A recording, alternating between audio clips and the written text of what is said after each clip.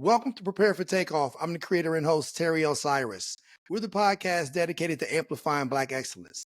Every week, we sit down with a proven professional or a rising entrepreneur. This week, we're sitting down with Medina Jett, real estate developer, author, asset manager, entrepreneur, and speaker. Medina, what's going on? Hey there, Terry. How are you? I'm good. You know, another day and another dollar, as they all say. What's going on in your part of the world? I believe you're in Atlanta, correct? Yes, I am in Atlanta. I've got a lot going on in this part of the world, let me tell you. And Never a dull moment. Atlanta is a good place for people who look like us to be at. And, there's so many different things going on in Atlanta, and you have your hands in a number of different things, as I'm sure our viewers and listeners can come to that conclusion, considering all of your different titles. And I'm sure there's some that I didn't even have the opportunity to mention. But before Just a few. just a couple, something light. But with all that being said, unpack your journey for us. Where did it all begin? Where were you born and raised? Okay, born and raised in New Haven, Connecticut. Spent my childhood there, left and went to Middletown, Connecticut for college. I went to Wesleyan University. And from Wesleyan, I went on to DC, which was my first time living outside of Connecticut. So I went to DC for law school, went to Georgetown, and then came back to Connecticut, got married, started a family, and was in Connecticut my entire adult life up until I moved to Atlanta 5 years ago.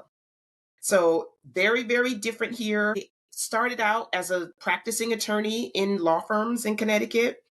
From there, I went corporate, worked my way up, became a senior vice president at a number of different Fortune 500 financial services companies, chief legal officer, chief compliance officer. Did that for a number of years until I got the entrepreneurial bug and decided I wanted to run my own company. So while I was at my last position at the Hartford, I enrolled in University of Connecticut's executive MBA program, where I spent 2 years learning all things related to finance, and came out of the program in 2008 with an MBA. And that's when I decided I was ready to go. And I resigned from my role, started my own company, which was an advisory firm advising most of the asset management industry, a lot of private equity funds, hedge funds, real estate investment funds. And I ran that company for 13 years, started out as a small little entrepreneurial endeavor, and we grew it to an international company with clients throughout the US, Canada, Africa, and the UK. And when I moved to Atlanta, I started to realize there was something more that I wanted to do. I'm that type of person. I believe I'm on my fourth transformation right now, going from private practice to corporate to entrepreneurial in terms of running my own legal and compliance firm. And now I started my own real estate development company. So it's really the fourth iteration of who I am, all based on what my passions are at that point in time. So when I finally leave this earth, I don't want it to be a single thing that I thought about doing that I didn't actually try to do. For career transformation, that ought to be my next podcast topic. You're true to your last name. You truly were jet setting, to say the least. That was another title that I didn't mention in here in your opening, as far as you being an attorney. Yes. That's something a lot of people would have been comfortable in that space. Just doing that. In the private practice and going up the ranks, that in and of itself is a huge feat. But clearly you weren't content with that. And there was something that was on your spirit. God put it on your spirit. And I always say to people, Medina, God put something on our spirit, and the enemy will try to rob us by way of entering our mind through fear and doubt. And clearly that wasn't you. No. I have never been short of confidence in myself. What do you attribute that to? Because a lot of people, as I mentioned, they would have stopped in that first iteration, as you mentioned. But, you continue to say, look, there's more. God gives us all these gifts, and I want to unpack all of them. Exactly. Like, what do you attribute that to? I think it has a lot to do with my faith in God, and I know He's always going to cover me no matter what I try to do. Mm-hmm. I also attribute a lot of it to just always being a very intelligent person as a child, even. And I was accepted into a private school going into 7th grade, and I attended that school from 7th to 12th. And through that experience, it just made me realize that I'm able to compete with the best of the best and the brightest of the brightest. And so if there's something that I think about doing, my first instinct is, how do I make that happen? And fear, I try not to even let that enter the equation. For me, it was sports. So I think when you have those accomplishments in athletics, it gives you that sense of confidence and feeling as though Absolutely. it's nothing you can't do. Absolutely. And then the other thing that I attribute that to, and I'm sure you can further explain to our viewers and listeners that you're a member also of the Divine Nine, but my Divine Nine introduction gave me that same level of confidence to be able to go down that path that many people may have thought to want to pursue, but for whatever reason they had a change of mind. And that was something that I did early on in my college Same. journey. Right. Same. So when I got to Wesleyan, we had no Black Greeks on campus. I wrote a letter to the national headquarters for Alpha Kappa Alpha and said, I want to be an AKA. They then wrote back, put me in touch with the grad chapter in Connecticut. I got in touch with them. We worked things out. By spring semester of my freshman year, I was online along with 13 other of my line sisters from Wesleyan. So it was like one of those life-changing moments that I look back on. And after AKAs came the Deltas and the Qs and Kappas and everybody else. But we were the ones who brought Black Greeks to campus. And it was definitely a transformative period in time. Sure. Right. And when people always ask me, what is it like to be a member of the Divine Nine? You just kind of unpacked it. It's cultivating those leadership skills. It's being able to Exactly. figure out ways to pool your resources and surround yourself by like-minded individuals. And you were able to, and it's relationships, which is absolutely, so important in life. Yeah. Even now, if I'm in a meeting and I happen to realize I'm in a meeting with a soror or a member of the Divine Nine, it's like there's a certain level of familiarity and comfort and confidence that goes along with that, knowing that there are people out there who have your back. Right. There's no substitute for that. And the way I unpack it, Medina, is when people who can't quite fully fathom what that's like, I said, think of like you having a relative. They may be a distant relative, they may be a relative you never met, but you have that kinship with them. And immediately by the end of that conversation, there's going to be so many different people that you guys have in common that you're going to be made to feel right at home in their presence. And then they're going to bring you further into whatever their tribe is, so that you may not have been privy to, because being from West Virginia and not being originally from the tri-state area, and when I made the transition here, one of the things that helped me make that transition is my membership in the Omega Psi Phi Fraternity Incorporated, because I had a built-in network of people that I could tap into. And when I talk to people who have moved here from other places, they say, oh, it's a cold place. People are not welcoming. Well, they're very No, I know exactly what you mean. I experienced the same thing moving to Atlanta. And I always describe it as a very soft landing because I had so many sorority sisters that were already here. And once I joined the local chapter here, it was much easier to get acclimated and meet new people. And people who are not a part of the Divine Nine just have a much more challenging time moving to a new city. Absolutely. So you said you went from Connecticut to DC, correct? Yes. And what was that transition like for you? That was fairly easy of a transition. My first time living away from home. But fortunately for me, I had done a semester in Italy during college. So I was used to being away from home, experiencing new cultures, totally new language, and all of that. So moving to DC for 3 years for law school was a walk in the park. Okay. Really. And there were a few of my classmates who were also at Georgetown, so that was a nice thing to have. And I lived with relatives while I was there. So it was a piece of cake. The hardest part about law school was the work. It was very rigorous. Wesleyan was a very hard place too, but being at Georgetown was, I think, a step up in terms of the amount of discipline that it took to stay focused on academics with all the things going on in the chocolate city. Right. It was hard to stay focused, but I said for 3 years I got to do it. And so I graduated at the top of my class, but it took a lot of discipline to do that. So having attended Georgetown, and that's a feat in and of itself. And you're so humble with how you unpack your resume. You know what? I went to Wesleyan and then I went to Georgetown Law. These are huge accomplishments for people in our community. And I'm here for I am part of the flower committee. I'm here to give out all the flowers Oh my and to goodness. amplify all of the people that Yeah, yeah, that yeah. they embody Black excellence. And you're truly that. When I'm hearing these things, and it's so matter of fact, you know, then I went to Wesleyan, then I went to Georgetown. Those are huge feats. But what I will say, those are places that you don't necessarily always find a lot of people who look like us in these spaces. So how did you navigate that? I know you came with all of your confidence, so you weren't made to feel Yeah, intimidated at all. I wasn't intimidated at all because as I mentioned, I had gone to a private school since 7th grade. I was the only Black person in my class for the majority of that time, and after that it was one other Black person. No Black men in my class at all for 6 years. Mm. And so a lot of my interactions were with people who didn't look like me. And so that really created this sense of comfort in my own skin.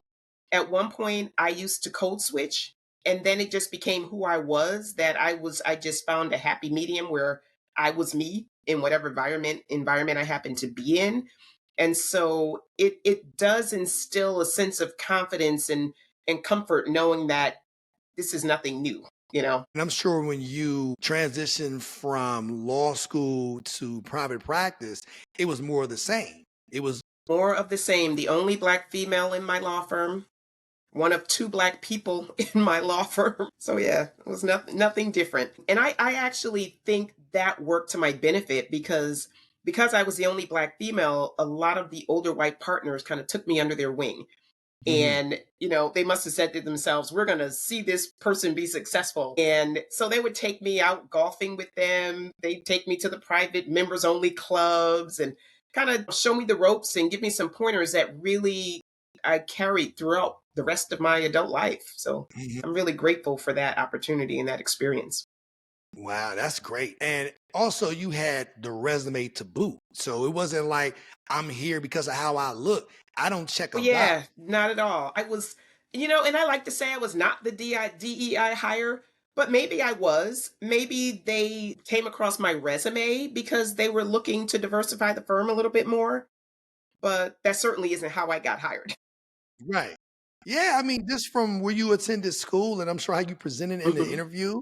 So no matter what may have led them to reaching out, I'm sure once they had a sit down with you, they were able to understand and realize this is somebody that we want to be part of our firm and we want to grow her career so we can take some credit for the success that she's going to ultimately achieve.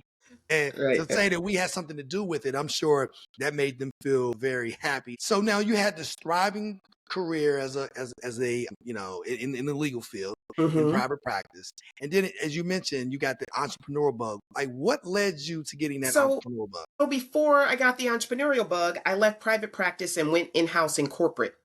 Mm, So from private practice, I joined the Hartford on the corporate side, working as an attorney for the claim organization. So I was still doing trial work, but I was employed by the company. And then that made it an easy transition to go full in-house where I joined the law department at Aetna. After joining the law department at Aetna, I tended to be a kid in a candy shop trying to figure out all the various things there were to do and what I wanted to do. And so, fortunately, Aetna had that environment where they were able to let me do that.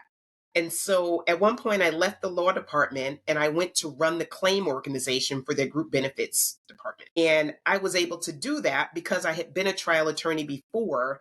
I was able to understand the litigation process and how to depose physicians and what an IME was and all of those things. And so that worked out very well for me because I was a lawyer. I was able to identify where they needed more compliance controls in terms of being able to limit the number of lawsuits that they were getting. And just one thing led to another from starting a compliance department for the claim management organization. I then got offered a role as the chief compliance officer at Cigna Investment Services. And mm, so I left Aetna, went over to Cigna, and that was really the beginning of me being a part of this, what they call the C suite, which is that coveted role where you're a part of the executive team. I was responsible for a team of 56 people, which was quite a feat given that the only people I had managed before running the claim organization was my two paralegals. And so when I ran the claim organization, there was several different layers beneath me. Overall, my claim organization was about 500 people or so. And then once I became a CCO, I had already had that management level of experience. So running the compliance organization of 50 something people was, wasn't that much of a challenge because I'd done that before. Right. And I think that was the start of me being able to go into organizations at that executive SVP level. And from Cigna, we were acquired by Prudential. I then became the chief compliance officer for Prudential Retirement. And then after running that integration for 2 years, really merging those two companies together, I decided I needed a break. I had been flying back and forth by helicopter to work, literally leaving Hartford on a Tuesday morning, being helicoptered to a rooftop of my building in New Jersey. And then I would stay there in a hotel until Thursday and they'd helicopter me back. And I did that for almost 2 years until I said, I can't do this anymore. I had 3 kids under 10, and I said, this is exhausting. I stayed through the integration. Now it's time to move on to something different. And so at that point, I was offered a role as the chief compliance officer at the Hartford Financial Services Group. And so I went over and led that role. And I finally said, you know what? I've always been the type, I'm looking for something new, something challenging to do. And I felt like having been the chief compliance officer at 3 different companies, it was no longer exciting and challenging for me. And so at that point, I applied and was accepted to University of Connecticut's executive MBA program, paid for by the Hartford. And so I did that for 2 years until I got my MBA. And then I saw the writing on the wall. We were starting to enter the recession. And I wanted to use that time to do something different. And so I left the Hartford, started my own company, and ran that company for 13 years.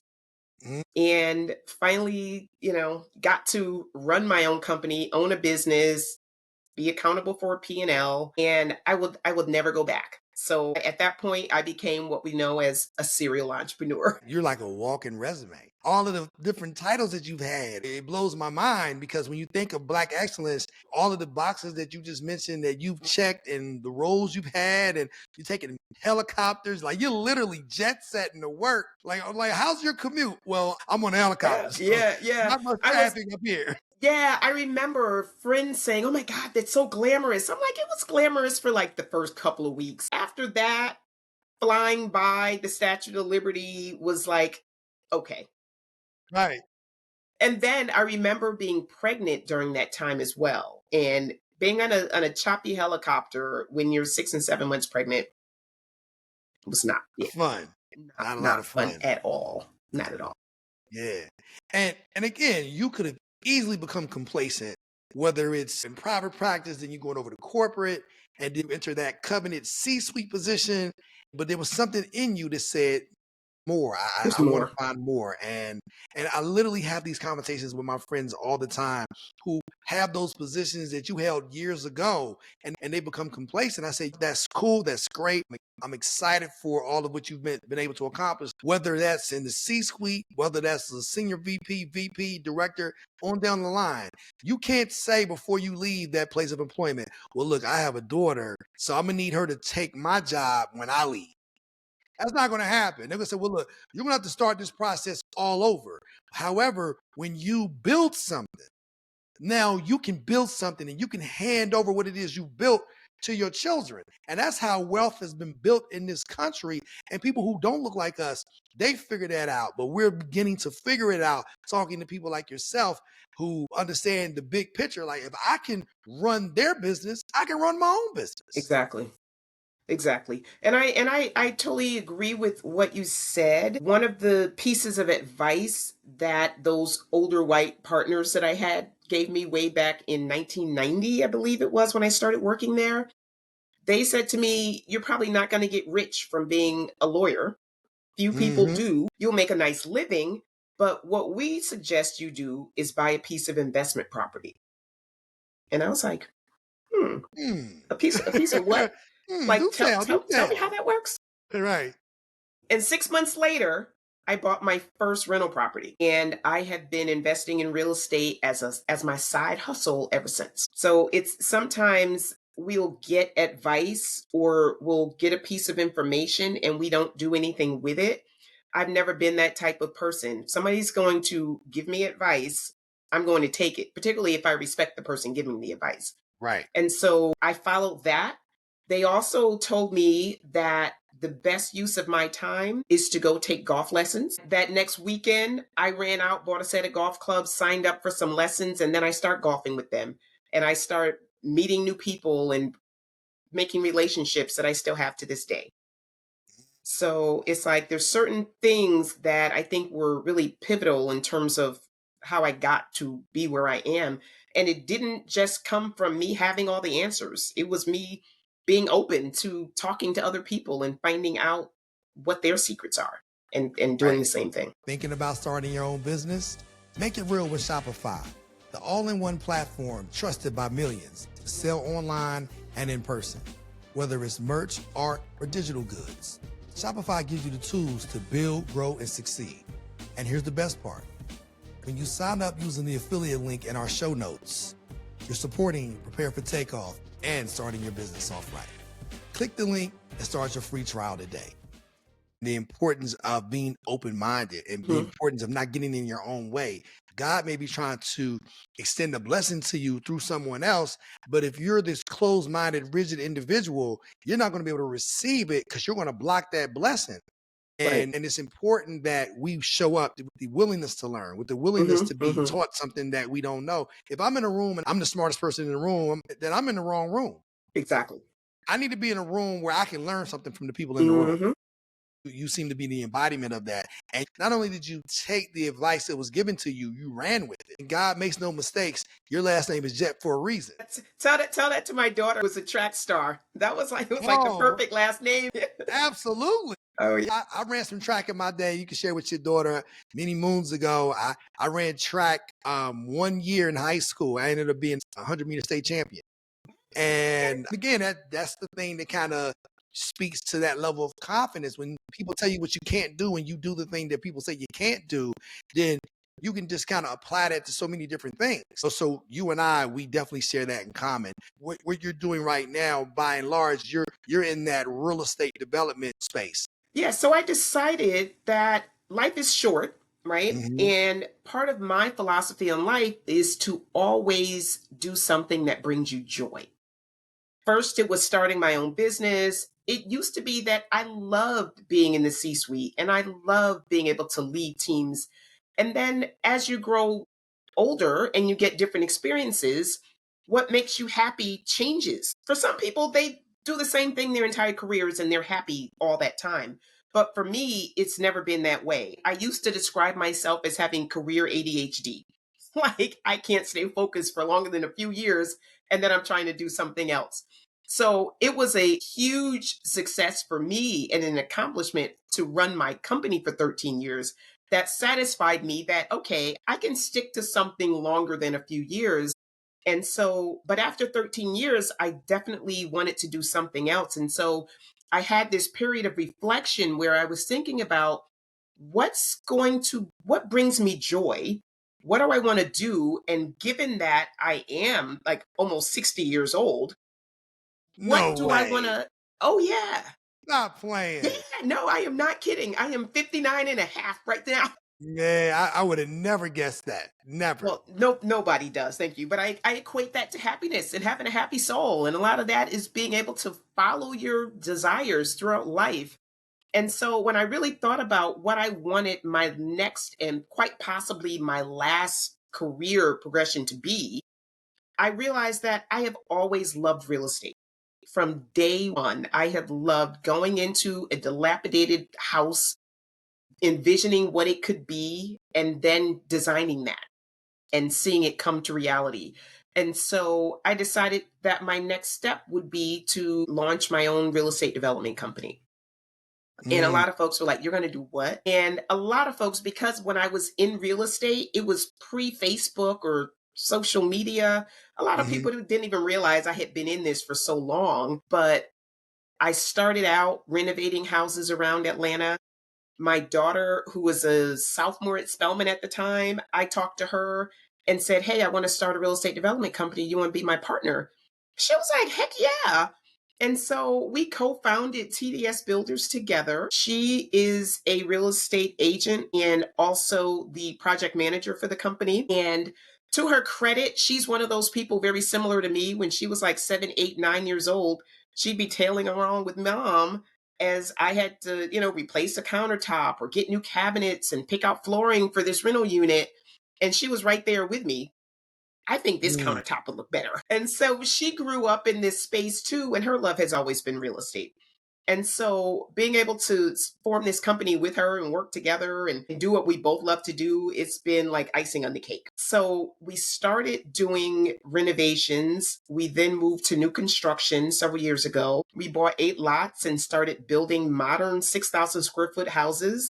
We then decided we wanted to do something bigger. We found 46 acres of land in South Fulton, Georgia, 10 minutes from Hartsfield Jackson International Airport. And I also realized that a lot of what we were doing, which was making great returns for us, if we were able to scale it and do it on a much larger level, there's enough money for a lot of people to make money. And mhm, so I then start talking to friends and colleagues saying, "Hey, what if we offered investment opportunities? Is that something you would be interested in doing?" And I found that there was a huge amount of interest among my friends who were seeing us build these beautiful structures on social media. A lot of them said, "I was waiting for you to start taking investors." And so I then realized that there's an opportunity for me to partner my real estate experience along with my asset management experience. Because in my firm, a lot of the entities we represented and worked for were private equity, hedge funds, and real estate investment funds. So I mhm, know how to create a fund. I know all about real estate syndications and how those things work. And so I was able to pair two areas of my expertise together so that we're running our development company, but we're also offering real estate syndications out to exclusively to Black investors, because this is all about closing the racial wealth gap, creating generational wealth within the Black community. And so I really feel like it's a win win where I'm able to pair what I love to do and what I'm passionate about, which is empowering the Black community, pair them mhm. into one. And so it's like I wake up in the morning and I feel like I couldn't be more blessed to be doing what I love to do and having an impact.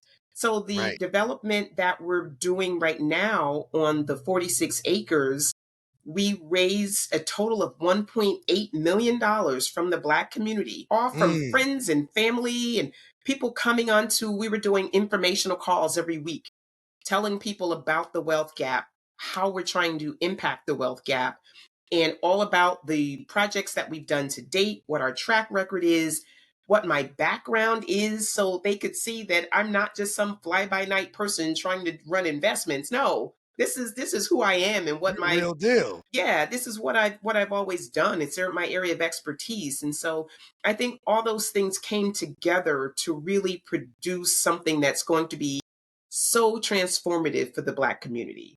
Like, I am committed to helping 1,000 Black people become millionaires in 10 years.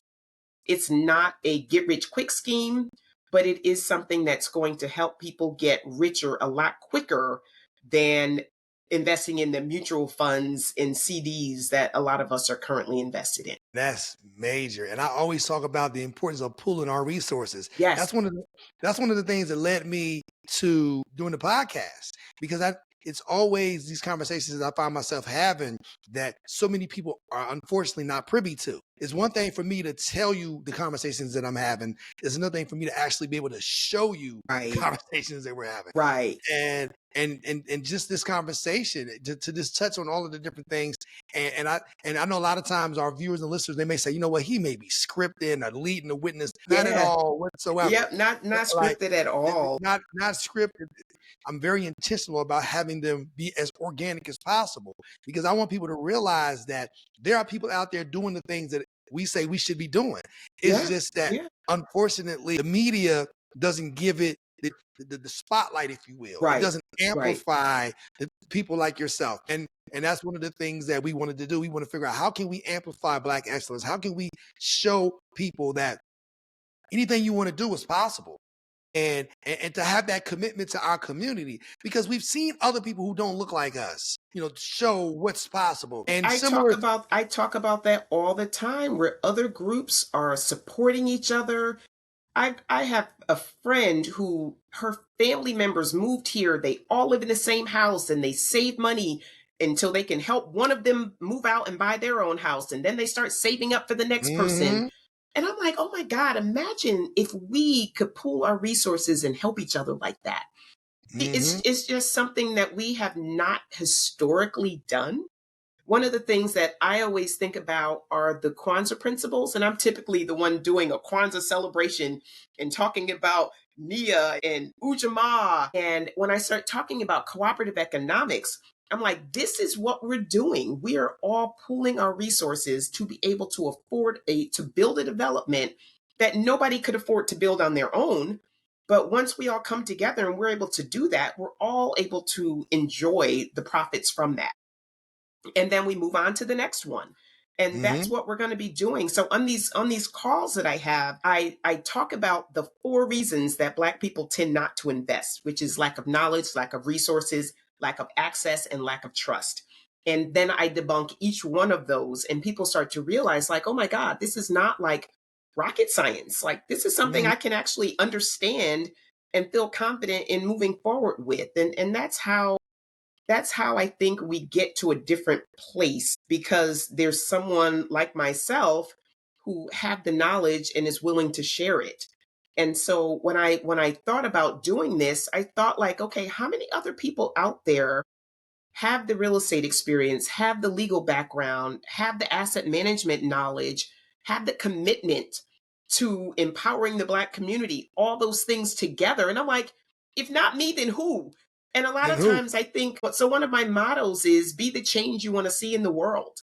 And I think if more people just embodied that, like, imagine what that means for the Black community as a whole. Everybody just do what they can do. It may not be what I'm doing, but other people bring different skills and different assets. And if everybody's doing what they can do, imagine what the Black community, how we'll be positioned 50 years from now. I heard this from somebody outside of our community, and I've heard it from people inside our community as well. So it just kind of like reaffirms what I've been told several times over. Unfortunately for us, especially as Black Americans, we don't necessarily have those blueprints to follow. And whether you're talking about somebody from the Caribbean or somebody from Africa, or pick the place, they may have a blueprint to follow. If their father's father was a successful businessman in Jamaica, then he has a blueprint to follow. But all of the different barriers that we've had to navigate in this country, whether it was where we could work, where we could be educated, and things of that nature, and if we built something, then somebody see fit to burn it down. We had to navigate all those different things. And now people in our generation, we have to figure it out more times than not for the first time. How do I create sustainable success? And people need to be more aware of the fact that people like you are out here creating these blueprints for other people to follow. And this is music to my ears, because we always talk about, we're going to boycott Target, we're going to boycott this place, we're going to boycott that place.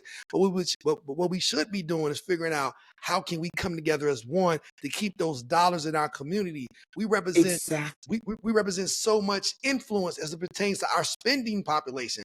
We may not have the most money, but we spend the most money. We spend the most money, and that has always been a big concern for me. Like, how do we go from being consumers to savers and investors? And so much of the money that comes into the Black community immediately goes out of the Black community because we're spending it. And a lot of times I think that is something that has become cultural, in that we want to show the world what we're worth.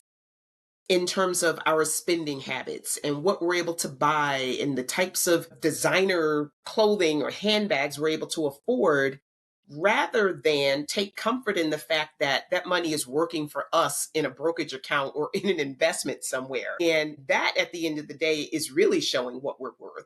And so we just have this tremendous wealth gap because our money is not staying with us and it's not making money for us. And so a lot of times I talk about the fact that once we start creating generational wealth, the next generation doesn't have to start from ground zero like Right. every generation has to do. But so often I talk to folks about wealth and they're like, well, I have enough for myself. My kids, they'll have to fend for themselves and they're doing just fine. And there's this sense of contentment with where we are instead of Hmm. seeing what's possible. And a lot of times we just don't recognize how truly broke we are because we've never seen how truly wealthy everybody else is. Right. And because I've seen that, because I went to school with wealthy people and I was able to see where they lived and the difference between their life and mine and the difference between their parents' career and my parents' job, I was able to be exposed to that and see that there's so much more that I should be aiming for than, that management job at McDonald's, which was I wouldn't even say a real choice. But when I told McDonald's where I was working in high school that I was leaving to go to college, the manager at McDonald's tried to prove to me how I'd be better off becoming manager than I would be wasting 4 years just to end Mm. up in roughly the same place. And Wow. that's the mindset of a lot of people. But you've got to just see that there's so much more that we could be shooting for if one, we had the knowledge, we had the access, and we had the opportunity. I agree. And I believe that exposure is paramount as far as It is. exposure is concerned, because if we're not exposed to certain things, it'll just be talking people's minds. Like we're all from Missouri.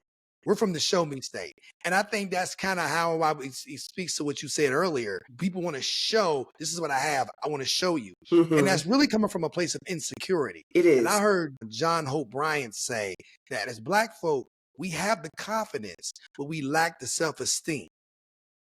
And that's kind of what Interesting. also speaks to how and why we're not all that inclined to work with one another, because if deep down inside, if I'm insecure, how can I feel secure about trusting someone else? How can I feel secure about what someone's telling me? If when I look in the mirror, I'm not totally secure in who's looking back at me. So I think those are some of the things that we have to do. We have to do some of that. We have to do some rewiring, if you Hmm. will, Hmm. because we have been programmed in such a way that it lends itself to having us end up being what a lot of our parents were, and that's just workers, people who supported an economy by way of the job that they did, but nothing in their job. There were no escalators or no elevators that they could have them go up to a higher a point of elevation. And that's why I say when you had that C-suite view on the helicopter on the way to work, a lot of us, because we all come from the workforce mentality. When we were growing up, I'm sure your parents said the same thing to you. Go to college so you can get you a good job. But people who don't look like us, their parents weren't telling them that. Their parents were saying, what are you passionate about?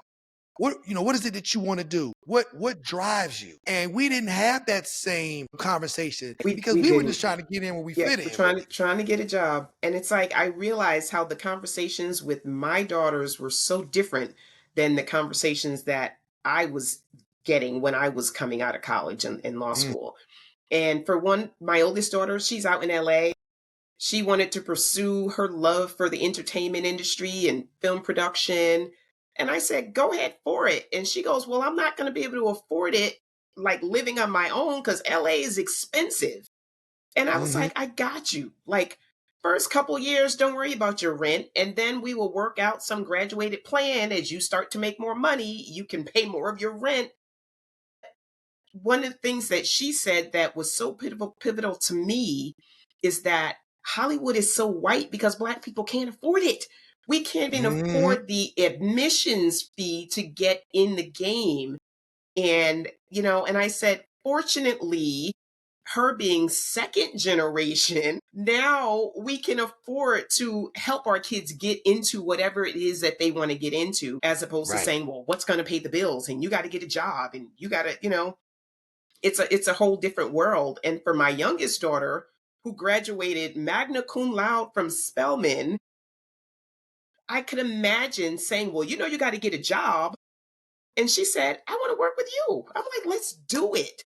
Because gone is that mindset where we have to get a job and work for the man. Now she can get a job and work for her mom, right? Right. Totally different. Man, that's great. And speaking of being a thespian, you're a thespian yourself. So what led you to that pursuit?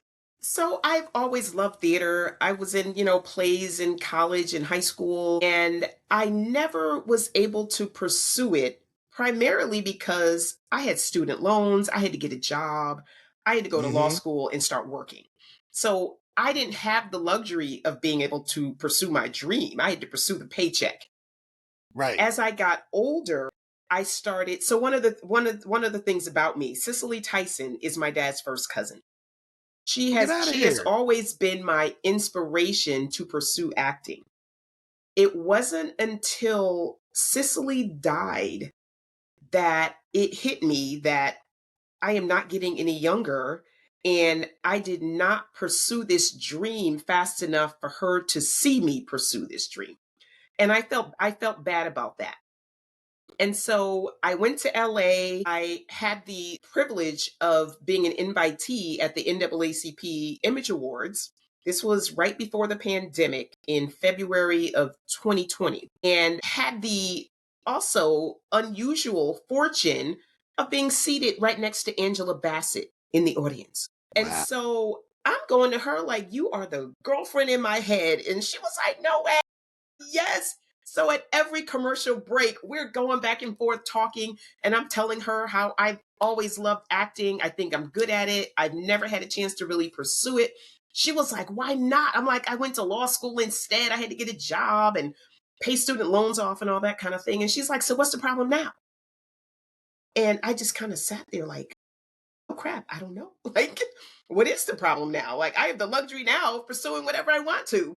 And Right. so I came back to Atlanta. And as they say, like social media or Facebook somehow has a way of reading our minds, because I don't Right. even think my phone was on during these conversations. But the minute I got back to Atlanta, I got an open casting call in my newsfeed for a Tyler Perry movie. And I was like, really? Like how unusual is that? So I went on the casting call. Got called back for a callback. I went back for the second callback. And right after the second callback, everything shut down due to the pandemic. At this Mm, point, it was March of 2020. And right. so I was like, oh, well, there goes that dream. But then when things started to open back up, I was like, you know what? Let me just keep going for it. And so I did. And I started to get called for auditions. Right now, I've done a movie. I've done two movies, two low budget movies that have yet to get, see the light of day. But I've also done several TV shows and commercials, and it's been a fun experience to be able to live out that part of my passion. But I Hmm. keep it in perspective. I'm not trying to become a movie star at 60, but the ability to take acting classes and be on set and have a role. Right now, my aunt was here visiting last week, and I said, hey, you want to watch my movie? She was like, yeah. And so I've got a movie out there on Tubi that, people can watch, and it's pretty cool to be able to, do that, but also do all the other things that I love to do. The other part of being able to live out my passion is that, as you mentioned, I am an author. Unfortunately, my son, who's my middle child, suffered from a mental illness 6 years ago. Mm, He was the brightest kid you could imagine, captain of his high school football team, played football at Bowdoin College, and was really doing great. And all of a sudden, his junior year, he suffered a mental breakdown. And mm. so for the past 6 years, I've been helping him manage through that, making sure he gets the right level of treatment. but also being very transparent with the world in terms of what he and I were both dealing with. And as a result of that, I decided to, again, in an effort to help empower the Black community, I wrote a book telling our story to help other Black families who are dealing with mental illness understand how to navigate such a complex and complicated mental health care system. And Right. so I now speak around the country all about mental illness. And I also was already a public speaker on the Washington Speakers Bureau, speaking about all things related to women and economic empowerment and leadership and all of that. And so the mental illness piece is one of those things that's not in the track of anything I've ever done before, but because it's part of who I am and what I've experienced, I said this can help other people too. So everything for a reason. And I think, knock on wood, I've been able to impact countless other Black families as a result of the experience I went through with my son. This episode of Prepare for Takeoff is brought to you in part by Riverside, the platform that I trust to record studio quality podcasts right from my laptop. With Riverside, I get crystal clear audio and 4K video. Plus, it's super easy to use. Whether you're a beginner or a pro, Riverside helps your podcast sound amazing. Try it out for yourself. Click the affiliate link in our show notes and start recording like a pro with Riverside. It's so key for us to have these conversations, especially as it relates to mental health, because sad but unfortunately true, it's still taboo to have those conversations in our community. One of the things that, we seemingly don't want any help. Whether it's economics, whether it's going to the doctor, whether it's mental health, whatever it is, we're a resilient people, sometimes to our detriment, and we want to suffer in silence. So it's very imperative that we have these conversations. I commend you for your willingness to have these conversations out loud, talking about your experience as it relates to your mental health journey with your son. And I just know so many different stories where people are suffering in silence. And then sometimes you read about these people and it's like, man, I know who knew.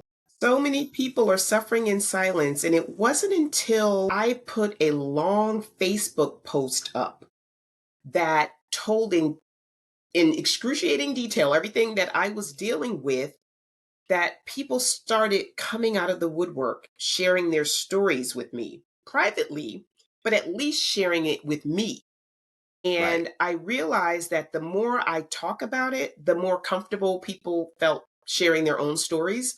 And I always say, like, a closed mouth can't get fed. If you are not letting people know that you are having a struggle, people can't pray for you, people can't help you, people can't send resources your way. And so my whole thing has been helping start a national conversation about mental illness, particularly in the Black community.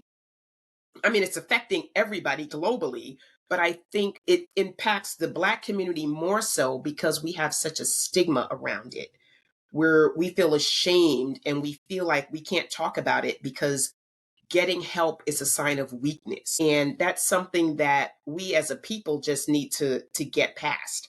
And I am hoping that the more I talk about this openly, it lets people realize that it's not you. It's something that just happens, and it's happening to a lot of people for a lot of different reasons, having nothing to do with how their parents parented them, having very little to do with their strength as a person. It's a imbalance in the brain that causes so many of our people to have this mental health challenge. It impacts the majority of people at a young age between like 18 and 26. A lot of times it's life transitions that will trigger a mental illness for happening. A lot of that's going to college, being away from home for the first time.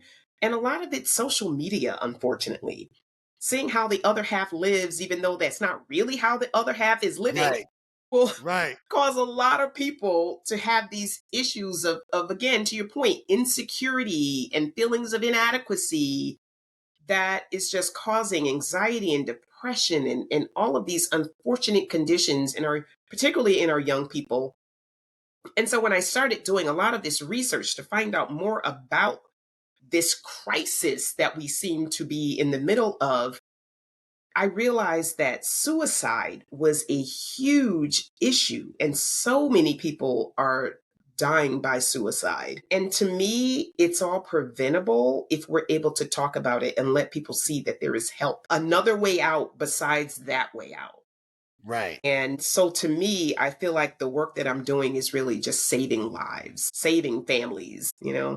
Absolutely. You're saving families from a mental health standpoint. You're saving families from a social economic standpoint. You're inspiring brothers and sisters to not become content with what life throws your way, Hmm. regardless of how good it is. It can always be better. God has a number of different things for us. Oh, yeah. And if not us, then who? You are a quadruple threat to have all of these different disciplines and to be able to be committed to building us up as a community. How can we do what so many other communities have done and be intentional in the process? That's exactly what I'm doing, but it's going to take a lot of people to come to that realization that, like what we talked about earlier, like everybody has to do their part. I try to lead by example and I try to show brothers, hey, this is what I'm doing. And I'm not saying that entertainment, I'm not saying media is your thing, but what is your thing? Right, And right. don't allow anything to stop you from pursuing what is your thing because God puts that on our spirit. We all have a purpose in life. And I believe in walking in your purpose on purpose. Yeah, no, And I agree. I believe that we should all try to find our passion and we should all try to find our purpose. And a lot of times those aren't the same thing.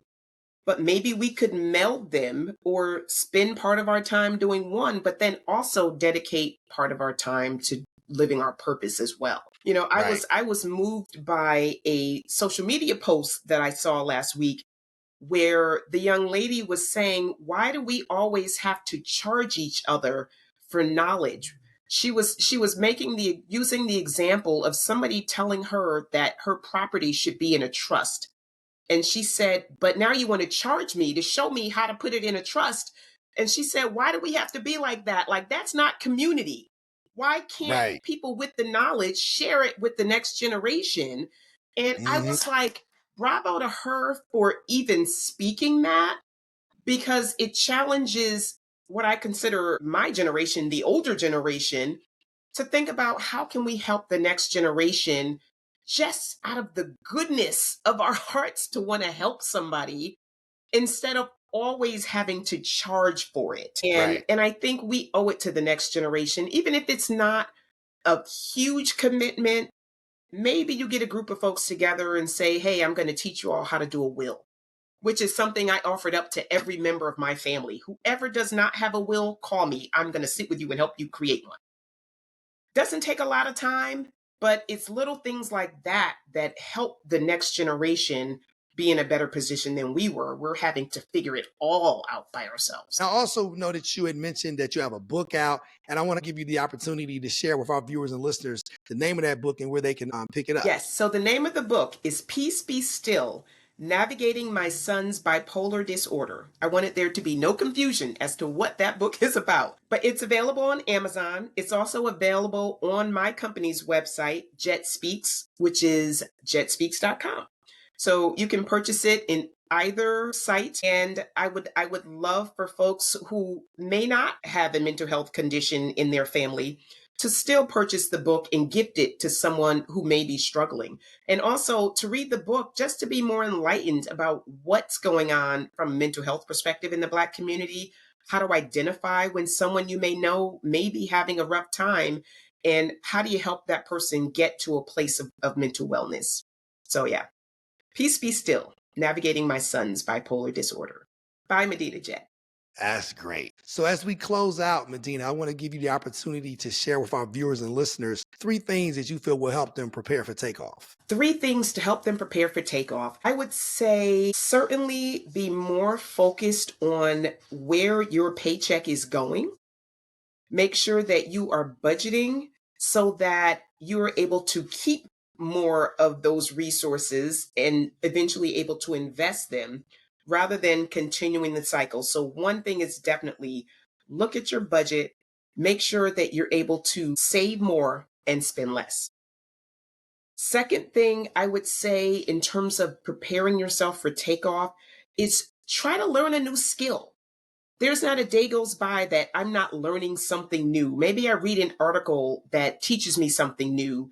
Maybe I am watching a YouTube video to learn something new, but continue this process of continuous improvement so that you are better prepared when an opportunity presents itself. I would say the third thing is think about what second or third stream of income you can create.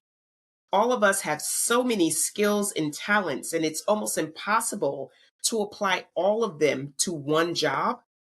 And so that necessarily means that you have skills that are not tapped that could be used to create another stream of income for you. So give some thought to what those skills and passions are and start that new business and get that extra stream of income going, because God forbid, if something should happen to your day job, it's going to be critical that you have other streams of income to keep you afloat. Thank you so much for spending so much of your time with us. And also, I want to give you the opportunity to share with our viewers and listeners, if they want you to come out as a guest speaker, how can they reach you? Because I know you run the whole gamut as it pertains to speaking about women's empowerment and economic development, things of that nature. So if they want you to come out and talk about that, as well as the things as it relates to mental health, how could they reach out to you? Yeah, sure. So my email address, mjett@jettspeaks.com.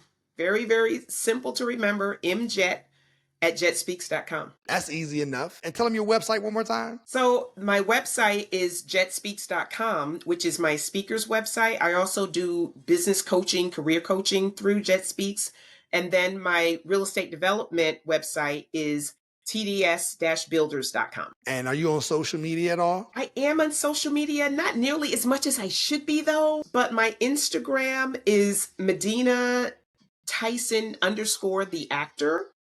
And then I also have an Instagram, TDS Builders, which is our development site. I'm on LinkedIn as well, Medina Jett. I really enjoyed our conversation, and I'm certain that other people would want to have these conversations, as the young people say, IRL in real life. I can see you doing a keynote, you do a commencement address. You have all of the different things that you can speak to. You've done everything that a lot of people want to find themselves achieving, from the C-suite to being an entrepreneur to your commitment to the community. Who better to learn from than you, the quadruple threat that you are? Thank you. Once again, thank you for spending so much of your time with us. And also, I wanted to thank all of our viewers and listeners, whether you're watching us on Spotify or you're watching us on YouTube, or whether you're listening on Apple Podcasts, Amazon Music, Audible, iHeart, or Pandora. As you know, every week, we're going to continue to bring you proven professionals and rising entrepreneurs. And all of these conversations, just like this one, will help you prepare for takeoff. Medina, thanks for joining us. Thank you so much, Terry.